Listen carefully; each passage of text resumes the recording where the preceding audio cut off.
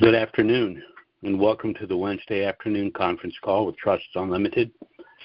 This is Jim George speaking. I'm the non-attorney spokesman and facilitator for Trusts Unlimited, and I'd like to thank all of you for taking the time to listen to this call. Today's May 7th, 2025. There's a heck of a lot going on, but this is still going to be a rather short call. I woke up this morning to over 100 contacts by text, by email, by message. So I'm really going to have to get on top of that, or I will be here for the whole weekend. So we do have a lot of information. I'm going to do the best I can to distill it, but there's a lot of historical significance to what's going on, and so I'm going to track back and touch on some of that for the simple reason that people that are students of history have a much better understanding of what might be going on in a particular period of time, simply because history has a habit of repeating itself. So let's go ahead and get started. I first want to mention the fact that yesterday Trump said he had a very important announcement that he was going to be making this week, Thursday or Friday of this week. Is it a domestic announcement, or is it got to do with foreign policy? We really don't know. But Donald Trump, love him or hate him, is a disruptor. So for him to say that he has a very important announcement to make, something with regard to the status quo is going to be changing. I am reminded in history of the legend of the Gordian knot. I don't know if you've ever heard of this. I probably shouldn't digress, but I can't help myself. There was a legend that there was this great knot that no one could seem to unravel, and the legend was anyone that could unravel the knot would rule the world. Many individuals tried unsuccessfully to unravel the knot, and then one Alexander came along, 19 years old, inspected the knot, looked it over, unsheathed his sword, sliced the thing in half, and unraveled the knot. Of course, this gentleman later became known as Alexander the Great, and he did conquer the world with a sword. And the reason I bring this up is because Alexander the Great was underestimated, unknown, and was a very unconventional in his approach in life, and Donald Trump seems to be all of that. And as I said, there's this important announcement he's going to make, and the question is it going to have to do with domestic affairs, or is it going to be with foreign affairs? Well, let me touch very briefly on what possibly could be going on here. If you've been following the news, you know that Trump has been referring to a new golden age, and that, I think I know what that means, although it can have a lot of different meanings. But when he says a new golden age, it means there must have been a prior golden age. And there was a first golden age of America. It was a period roughly between 1880 and 1910. I've discussed this in the past, prior to the creation of the Federal Reserve and its funding mechanism, the federal income tax. That period of time was also known as the Gilded Age. That's when the United States became a very wealthy nation. But this wealth was accumulated externally through tariffs, not internally through a confiscatory federal income tax. So, as you know, Trump has embarked on a very aggressive tariff campaign. I believe he's even got tariffs in Iraq in order to compel them to reinstate their currency. But I've also discussed in the past the fact that every president that has been assassinated or who survived an attempted assassination attempt was trying to end the central bank in the United States. Now, there have been 3 iterations of the central bank. The Federal Reserve is the third and most recent iteration. It's not federal, it's a private corporation, and it's not a reserve. It just makes up a currency out of whole cloth and charges us interest on it. But the president prior to Donald Trump that tried to end the Federal Reserve was JFK. And 1 week before the assassination of JFK, he had a long and very acrimonious phone call with the then mayor of Baltimore, one Thomas D'Alessandro Jr. Now, the substance of that call was JFK's plan to end the Federal Reserve, which he had already initiated with the introduction of the silver certificate. In other words, we were going back to commodity-backed currencies rather than a fiat currency. Now, right now, we operate with a fiat currency, and all that means is it's not backed by anything other than the full faith and credit of a given government. Well, Thomas D'Alessandro Jr. was the father of a daughter named Nancy D'Alessandro of Baltimore, Maryland. She was later married, went into politics, and she's better known as Speaker of the House Nancy Pelosi. And she and her husband Paul made their fortune through insider trading. But she also, while Speaker of the House, authored 2 impeachments of Donald Trump, in my opinion, for the very same reason, his plan to end the Federal Reserve and the federal income tax.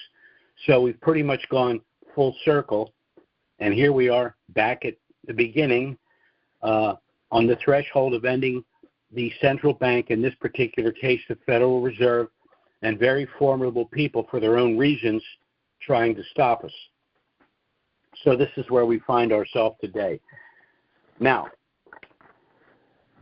Trump, let's get back to Trump's announcement, this very important announcement he wants to make. It could be a number of things. It could be a nuke deal with Iran. It could be release of the hostage deal with Hamas. It could be the reestablishment of the Abraham Accords, and of course all of those involve Iran. But it could also be the announcement of an arrangement made with the nation-state of Iraq, because Trump did have a recent, rather long meeting with Soudani, so perhaps that's what's in the offing. But there is a lot going on in Iraq right now. One could argue that the revaluation of the Iraqi dinar will happen later this year, if at all. Others could argue that we're on the threshold and it could happen at any time. But at some point it must happen because, in my opinion, I've discussed this in the past, Iraq seems to be operating with a new exchange rate or a memorandum of understanding with other nations as to a new rate, or at least a parameter of rates would be. Because how could they be negotiating international contracts to rebuild their infrastructure?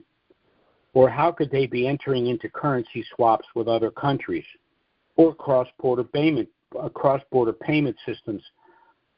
None of that makes any sense at 1310.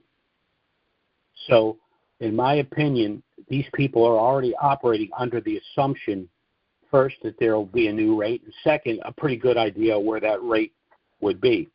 And in the nation-state of Iraq, we see the end of the near end of the black market and, of course, the auctions. The program to delete the zeros is near complete, and we have the implementation of a budget that has a very interesting article in it, Article 12-2C, which many people believe is, of course, holds the new exchange rate, the only thing that we've not had publicly disclosed.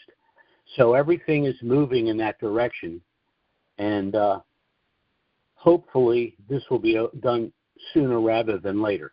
Yes, it absolutely has to happen. Yes, I cannot see how they possibly can go throughout calendar year 2025 without a new rate. And yes, it's entirely possible that we will see it very, very shortly. And perhaps it will be discussed directly or at least indirectly by Donald Trump when he makes whatever announcement he's going to make later this week. That's pretty much all that I wanted to discuss for today, because we are in kind of a state of limbo. All the I's have been dotted, the T's have been crossed. We're simply waiting for a rate, and we're waiting for Iraq to deal with some of the issues that are impediments, some of the intransigent people in the parliament, some of the banks that have been behaving badly and were forced to be sanctioned. And it seems that Soudani, he's moving a lot slower than we'd like, but of course, behind the scenes, we don't know how much he's having to deal with. So, again, I think this is going to be over shortly, and the next issue is going to be the process of the currency exchange, taxation, and all of those things. Now, of course, Trusts Unlimited has established a trust for dinarians. We discussed generically why trusts are so important for individuals to have. But if you are in a situation where you have an asset that you think is going to increase substantially in value, it behooves you to transfer the asset to the trust prior to the event of that asset increasing substantially in value. And very briefly, I'm going to explain why that's the case. When you establish our trust package, you are going to preserve your privacy and your anonymity, particularly if you have an asset, once again, that's off the grid, that's not worth very much per se, but will be when it increases in value. By establishing the trust, you're going to avoid personal IRS scrutiny because the business transactions will occur within the trust. The trust will also allow you to do pre-RV gifting, meaning that you can gift currencies, in our particular case, to individuals through the trust, and have control of the post-RV proceeds. I've been contacted by a number of people who say, well, I'd like to give currencies to certain individuals or to my children, but I just don't think, for whatever reason, and I'm given a number of reasons, I don't think they're going to be able to handle managing that money.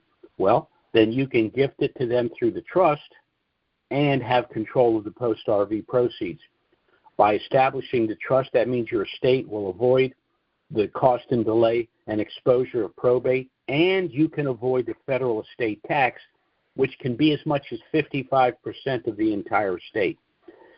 There's asset protections available through the trust that are not available any other way. They're not available with an LLC. They're not available with a sub-S corporation. They're not available with a limited family partnership. They're not available through a revocable trust. It's only an irrevocable trust package that will provide these benefits. Pre-RV, if you have, say, 10 million dinar that you purchased for $10,000, and that's their value, you transfer it to the trust. Let's say conservatively it revalues for $1. Now you have 10 million in trust. Can you personally be sued for 10 million? No. Why? Because the currency was only worth 10,000 when you transferred it out of title. Pre-RV, you're protected through something called limited liability. This is accomplished through a strategy called segregation of assets, meaning that you purchase currencies, you assign the currencies to the trust, the currencies subsequently revalue. Now that the currencies have revalued in trust, you decide to make some purchases, perhaps a new home, a vacation home, homes, cars, boats, etc. But each item is placed in its own separate subtrust to be managed by the initial trust you established pre-RV. This protects you from future bad acts after you've acquired this wealth. So if someone slips or falls in one of your rental properties, or you're in a car accident or a boating accident or something of that nature, each asset that's involved in that litigation is in a separate subtrust, meaning that's the only asset that's at risk. All of the other assets are in separate subtrusts, which under the law are separate legal entities or persons. The example I use is that the package of trusts work very much the way a commercial barge would work, where all of the valuable cargo is stored in a series of small compartments. Why? In the event that any compartment is ever breached, only the assets in that compartment are at risk. All of the other assets and your net worth are in the other subtrusts and protected from any litigation. The barge will never sink. And that's simply how it works. If you'd be interested in getting our trust package, you can contact us by email or phone. Our email address is trusts with an S Unlimited LLC at gmail.com. That's Trusts with an S, Unlimited LLC at gmail.com. And our phone service is 307-274-4122. That's 307-274-4122. Contact us by email or phone. We'll get our trust package right out to you. It does contain everything you need if you wish to proceed with the establishment of your trust, but you're under no obligation to do so. You can review the package, apply for the trust. If you have additional questions, you can contact us. We'll be happy to assist you. The reason this is a shorter call is precisely because a lot of people have contacted us with questions, and my first duty is, of course, to respond to them. So that's why this is a shorter call today. I'd like to thank you for the time you've taken to listen to the call, and we'll be back next week, noon Eastern, 9 a.m. Pacific. Certainly if something of dramatic nature were to happen between now and then, we'll try to get out an emergency email and schedule an emergency conference call. But failing that, we'll be back next Wednesday, noon Eastern, 9 a.m. Pacific. Thanks so much for listening, everyone. Have a great week, and things are looking good. Bye-bye now.